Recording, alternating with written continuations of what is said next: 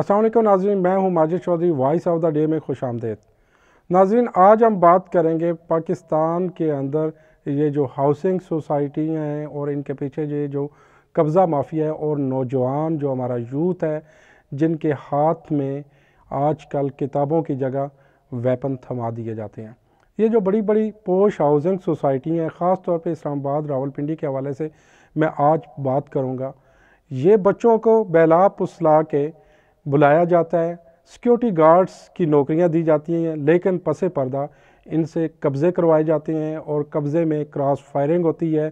वहाँ पे काफ़ी नौजवान जो कि 15 साल 14 साल के बच्चे हैं, उन्हें अपने जान से हाथ धोना पड़ता है।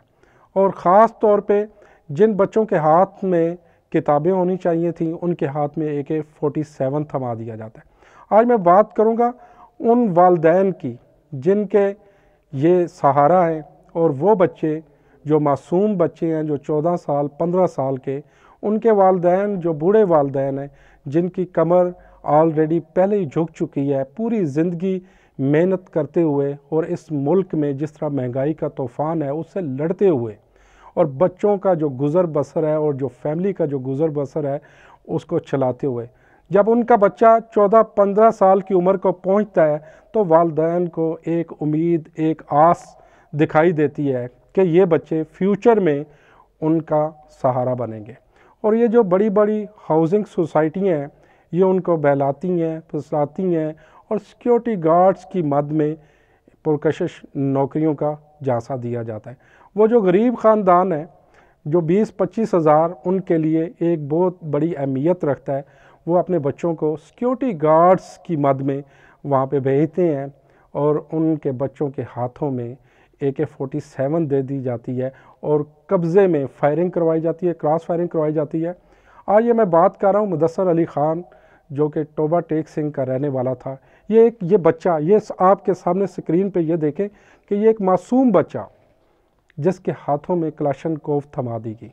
आज ये बच्चा हमारे पास नहीं है, इस दुनिया में मौजूद नहीं है, इसको अपनी जान से हाथ धोना पड़े। लेकिन इसके पीछे कसूरवार कौन है? वो कौन सी ऐसी ताकतें हैं जो कानून के शिकंजे से बह रहे हैं, जिनकी तरफ कानून जाता हुआ भी डरता है, और कानून की इम्प्लीमेंट करवाने वाले तमाम इदारे वहाँ पे बेबस दिखाई देते हैं। नाज़रीन, आज हम बात करेंगे एक सबसे बड़ी पोश सोसाइटी जिनके जो CEO साहब हैं, उनका नारा है, बल्कि उनका दावा है कि वो पाकिस्तान का कर्ज़ा भी उतार सकते हैं और पाकिस्तान के अंदर एशिया की बुलंद तरीन इमारतें बनाएंगे और पाकिस्तान को उस जगह पे ला के खड़ा करेंगे कि पूरी दुनिया ये देखेगी कि ये हाउसिंग सोसाइटी पाकिस्तान के अंदर इनकलाब लेके आई। थीम पार्क, पता नहीं क्या क्या उन्होंने लोगों को सुहाने ख्वाब दिखाए। ये मैं बात कर रहा हूँ मियाँ साद नज़ीर साहब की, जो कि CEO हैं ब्लू वर्ल्ड सिटी के। ब्लू वर्ल्ड सिटी जिसको हर पाकिस्तानी शहरी जानता है, बल्कि पाकिस्तान से बाहर ओवरसीज़ पाकिस्तानी भी उनको जानते हैं। ये जो बच्चा है ये इनके पास जॉब करता था। इनके वालिदैन को ये बताया गया कि इस बच्चे को सिक्योरिटी गार्ड के तौर पे भर्ती किया जा रहा है और माकूल तनख्वाह हर महीने आपको मिलेगी। लेकिन बदकिस्मती से इस बच्चे के हाथ में वेपन थमा दिया गया और कहा गया कि आपने कब्ज़े के ऊपर जाके बैठना है, फायरिंग करनी है और हम आपके पीछे खड़े हैं। ना आपको पुलिस पूछ सकती है, ना आपके नज़दीक कोई और शख्स जा सकता है, क्योंकि आपके पीछे जो पुष्ट पनाही जो हाथ है वो मियाँ साद नज़ीर साहब का है। तो नाज़रीन, ये देखें, हमारे इतने बड़े बड़े रोल मॉडल जो डेली लेक्चर देते हैं, जो TV के ऊपर आके बड़े बड़े भाषण देते हैं, लेकिन उनके ये काम, ये 14-15 साल के मासूम बच्चों को आप टारगेट किलिंग के ऊपर आप उनको मामूर कर रहे हैं, कब्ज़ों के ऊपर आप उनको मामूर कर रहे हैं। इसमें बजाय आप उनके हाथों में किताबें देते, कलम देते और मुल्क की तरक्की में हाथ बटाते, आपने उनके हाथों में वेपन थमा दिए चंद टकों के लिए और ज़मीन के उन हिस्सों के लिए जिनमें आपने अपना फ्यूचर और इस कौम का फ्यूचर बनाना है। और वो वालिदैन जो बेबस हैं, जो पहले ही इस आस पे थे कि ये बच्चा जब जवान होगा तो उनका सहारा बनेगा, लेकिन आज बदकिस्मती से वो बच्चा जब इस दुनिया से चला गया तो साद नज़ीर साहब को इतनी तौफीक नहीं हुई कि उनके वालदैन के साथ इज़हार ताज़ियत की जाए, क्योंकि उनके पास टाइम नहीं है। बड़े बड़े सेमिनार्स में उन्हें जाना होता है और वो मुल्क की तरक्की में हाथ बटा रहे हैं, बल्कि संवार रहे हैं। और ये जो पोश हाउसिंग सोसाइटियाँ हैं, इनके नाज़रीन अगर आप कारनामे देखें तो आप दंग रह जाएं। ख़ास तौर पे नाज़रीन आप देखें कि आए रोज़ ये जो चक्री और एयरपोर्ट के सराउंडिंग जो हाउसिंग सोसाइटियाँ बन रही हैं, वहाँ पे फायरिंग होती है। नाज़रीन ब्रेक लेते हैं और ब्रेक के बाद दोबारा हाज़िर होते हैं।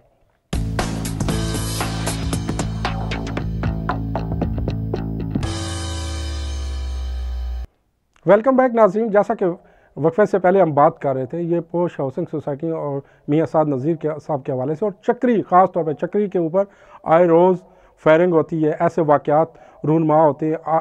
इर्द गिर्द जो सराउंडिंग में जितनी भी आबादियाँ हैं वो ये समझते हैं कि जिस तरह हम इंडिया के बॉर्डर के ऊपर है, बल्कि मार्टर गोले बरसाए जाते हैं। और फायरिंग और जो हलाक शुदगान हैं उनकी तो इतनी ज़्यादा तादाद है। ख़ास तौर पर नाज़रीन ये स्क्रीन पर आप देखें, ये ब्लू वर्ड सिटी के ये वो नौजवान हैं जो फायरिंग कर रहे हैं, और गवर्नमेंट जो हमारी गवर्नमेंट पाकिस्तान है वो बेबस दिखाई देती है। इस कब्ज़ा माफिया के आगे उसने घुटने टेक दिए हैं, क्योंकि हर माह एक माकूल रकम उनके पास जाती है, तो उनकी आंखें तो वैसे ही बंद होंगी। उनको तो कोई ऐसा क्राइम नहीं दिखाई देता। ये उन बेचारे मज़लूम ज़िम्मेदारों से पूछे जिनकी ज़मीन हथिया ली गई, हज़ारों कनाल ज़मीन के ऊपर कब्ज़ा कर लिया गया, लेकिन वो अपना कब्ज़ा वागुजार भी नहीं करवा सकते। जो रेवेन्यू डिपार्टमेंट है वो सारे का सारा मियाँ साद नज़ीर साहब की जेब में है। वो कहते हैं कि मैं किसी की ज़मीन के ऊपर भी कब्ज़ा कर सकता हूँ, मुझे कोई पूछने वाला नहीं। और ख़ास तौर पे ये जो मासूम बच्चे हैं जिनके हाथों में उन्होंने गने थमा दी हैं, क्या पाकिस्तान में यही कल्चर रह गया था जिसको इंट्रोड्यूस कर आपका जो यूथ है उसको सिक्योरिटी गार्ड्स के नाम के ऊपर उन्हें AK-47 दें और जदीद वेपन आप दें और लोगों की ज़मीनों पे कब्ज़े करवाएं, और वहाँ पे आए रोज़ हलाकतें हो रही हैं, लेकिन पुलिस उनका तो ध्यान ही नहीं है। उनके लिए ज़ाहिर बात है कि उनकी दिहाड़ियाँ लगी हुई हैं, उनको माकूल रकम हर महीने पहुँच जाती है, तो उनको कैसे नज़र आएगा? इस क्राइम को कौन रोक सकता है? आर्मी चीफ साहब, मेरी आपसे रिक्वेस्ट है, ये जो मासूम बच्चा ये जो इस दुनिया से चला गया, उसके घर जाके देखिए उसके वालदैन के ऊपर क्या क़यामत गुजरी है। खुदारा इस सिस्टम को आप चेंज कर सकते हैं। और काजी फायज़ ईसा साहब, चीफ जस्टिस साहब, आप इस सिस्टम को चेंज कर सकते हैं। आप इस क्राइम को रोक सकते हैं, क्योंकि आपके पास अख्तियार है। अल्लाह ताला ने आपको अख्तियार दिया है। आप इस सिस्टम को रोक सकते हैं, इस माफिया को लगाम डालें। ये वो बच्चा मासूम बच्चा, आप देखें कि कितना बड़ा जुल्म किया गया। इस बच्चे की जान चली गई, इसके माँ बाप आज रो रहे हैं, कोई इंसाफ देने वाला नहीं। इसके पीछे जो मुहर्रिकात हैं, एक स्टोरी बनाई गई, एक बाकायदा उसको प्लान किया गया, लेकिन जिन लोगों ने इनके हाथों में गने थमाई, जो कब्ज़ा माफिया है, उनको क्यों पकड़ नहीं, उसके ऊपर आपकी गिरफ्त क्यों कमज़ोर है? उनको इंसाफ के कटहरे में कब आप लेके आएंगे?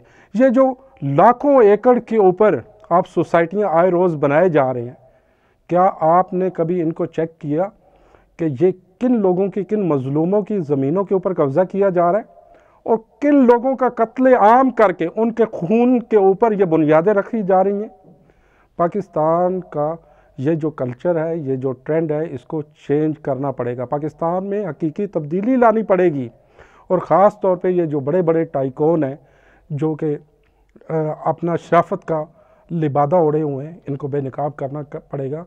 तो नाज़रीन, ये आज आपने देखा, इंशाल्लाह हम मज़ीद भी इसके ऊपर बात करेंगे, और हमारी ये कोशिश है कि इस मुद्दे को हकाम बाला तक पहुँचाया जाए और इसके ऊपर नोटिस लें, और ब्लू वार्ड के जो मियाँ साद नज़ीर साहब हैं उनसे कम ये कहें कि ये जो 15-16 साल के बच्चे हैं, ये जो मासूम बच्चे हैं, खुदा का वास्ता है, इनके हाथों में ये गने देना छोड़ दें। आप बिज़नेस कर रहे हैं, बिज़नेस करते रहेंगे, आपके लिए और काफ़ी जो है वो ज़राए हो सकते हैं, लेकिन ये वो वैद कफ़ील अपने माँ बाप के हैं कि जिनकी पूरी ज़िंदगी की ये आस है, और वो फ्यूचर बनाने पे उन्होंने अपनी ज़िंदगी सर्व कर दी कि ये बच्चे जब बड़े होंगे तो उनकी बैकबोन होंगे, उनका सहारा बनेंगे, पूरे घर को संभालेंगे, लेकिन जब उनके घरों में इनकी मैयत जाती है, ये जवान बच्चों की जब लाशें उन घरों में जाती हैं वापस, तो उन माँ बाप के ऊपर क्या गुजरती है। तो मेरी ये रिक्वेस्ट है उन माँ बाप से भी, उन नौजवानों से भी, कि चंद पैसों की खातर इन लोगों के हाथ का आप आलाकार ना बने। तो नाज़रीन, इसी के साथ अपने होस्ट माजिद चौधरी को इजाज़त दीजिएगा। नेक्स्ट प्रोग्राम में एक नए टॉपिक के साथ इंशाल्लाह फिर हाज़िर होंगे। तब तक के लिए अल्लाह हाफ़िज़।